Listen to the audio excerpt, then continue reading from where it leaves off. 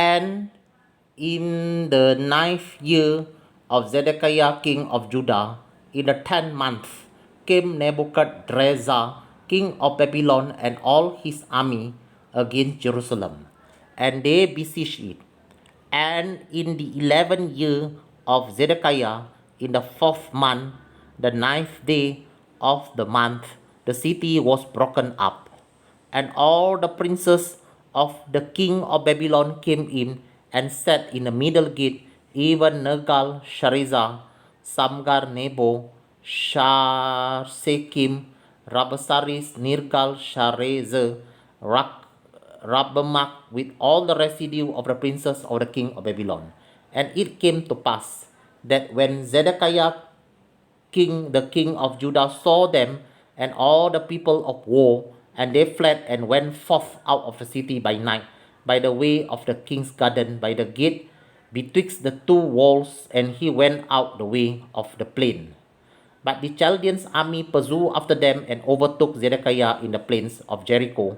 And when they had taken him, they brought him up to Nebuchadnezzar, king of Babylon, to Riblah in the land of Hamath, where he gave judgment upon him. Then the king of Babylon slew the sons of Zedekiah in Riblah before his eyes. Also, the king of Babylon slew all the nobles of Judah.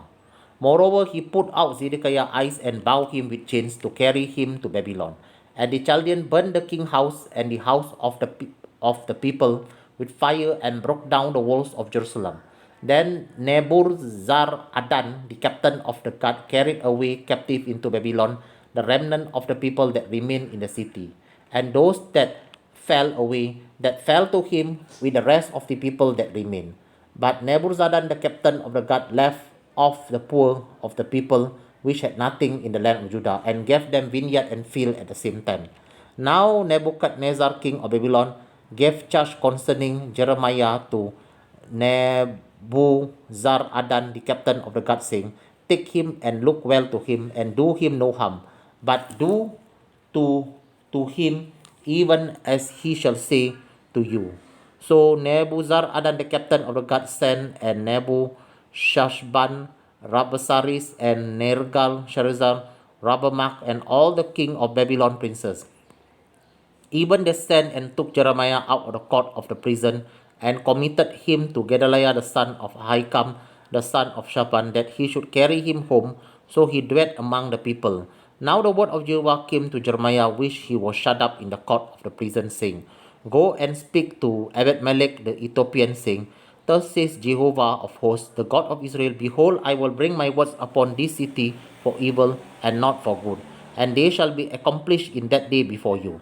But I will deliver you in that day, says Jehovah, and you should not be given into the hand of the people of whom you are afraid. For I will surely deliver you, and you should not fall by the sword. But your life shall be for the prey to you, because you have put your trust in me, says Jehovah. Yahuda ke raja Sidekaya ke राज्य के 9वें वर्ष के 10वें महीने में Babylon के राजा नबूकदनेस्सर ने अपनी सारी सेना समेत यरूशलेम पर चढ़ाई करके उसे घेर लिया। और सिदकिय्याह के राजा के 11वें वर्ष के चौथे महीने के 9वें दिन को उस नगर की शहरपनाह तोड़ी गई। जब यरूशलेम से लिया गया, तब नेर्गशर और सरमानेबो और खोजों का प्रधान सरसाकिम और मागों का प्रधान नेगरसारेशेर आदि बेबीलोनी राजा के सब हकीम बीच के फाटक में प्रवेश करके बैठ गए। तब यहूदा के राजा सिदकिय्याह और सब योद्धाओं ने उन्हें देखा। तब रात ही रात राजा की बारी के मार्ग से दोनों दीवारों के बीच के फाटक से होकर नगर में निकालकर भाग चले और अराबा का मार्ग लिया। परंतु कसदियों की सेना ने उनको खदेड़ कर सिदकिय्याह को यरीहो के अराबा में जो लिया और उनका बेबीलोन के राजा नबूकदनेस्सर के पास हमात देश के रिबला में ले गए और उसने वहाँ उसके दंड की आज्ञा दी। तब बेबीलोन के राजा ने सिदकिय्याह के पुत्रों को उसकी आँखों के सामने रिबला में गत किया और सब कुलीन यहूदियों को भी गत किया। उसने सिदकिय्याह की आँखों को फुरवा डाला और उसको बेबीलोन ले जाने के लिए बैरियों से जकरवा रखा। कसदियों ने राजभवन और प्रजा के घरों को आग लगाकर फूंक दिया और यरूशलेम के शहरपनाह को ढा दिया। तब अंगरक्षकों को प्रधान नाबूजरदान प्रजा के बचे हुओं को जो नगर में रह गए थे और जो लोग उसके पास भाग आए थे उनको अर्थात प्रजा में से जितने रह गए उन सब को बंदी बनाकर बेबीलोन को ले गया।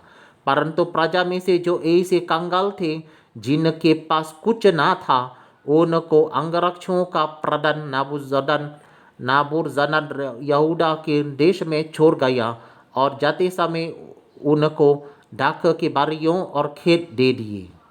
बेबीलोन के राजा नबूकदनेस्सर ने अंगरक्षकों के प्रधान नाबूजरदान को यिर्मयाह विषय में ये आज्ञा दी, उसको लेकर उस पर कृपा दृष्टि बनाए रखा और उसका कुछ हानि ना करना। जैसा वो तुझसे कहे वैसा ही उसने व्यवहार करना। अंगरक्षकों के प्रधान नाबूजरदान और खोजों के प्रधान नाबूसज्बान और मागों के प्रधान नेर्गल-सरेर जातियों के सरदार और बेबीलोन के राजा के सब प्रधानों के लोगों के बीच कर यिर्मयाह को पहरे के आंगन में से बुलवा लिया और गदलिय्याह को जो आहीकम का पुत्र और शपान का पोता था सौंप दिया कि वो उसे घर पहुँचाए। तब से वो लोगों के हठ रहने लगा। जब यिर्मयाह पहरे के आंगन में कैद था तब यहोवा का ये वचन उसके पास पहुँचा, जा और एबेद-मेलेक कूशी से कहे, इस्राएल के परमेश्वर सेनाओं के यहोवा तुझसे यूँ कहता है, देख मैं अपने वे वचन जो मैंने इस नगर के विषय में कहे है इस प्रकार पूरा करूँगा कि उसका कुशल ना होगा, हानि ही होगी और उस समय उनका पूरा होना तुझे दिखाई पड़ेगा। परंतु यहोवा की ये वाणी कि उस समय में तुझे बचाऊंगा और जिन मनुष्य ने तू भय खाता है तो उनके वश में नहीं किया जाएगा, क्योंकि मैं तुझे निश्चय बचाऊंगा और तू तलवार से ना मारेगा, तेरा प्राण बचा रहेगा। यहोवा की ये वाणी है, ये इस कारण होगा कि तूने मुझ पर भरोसा रखा है।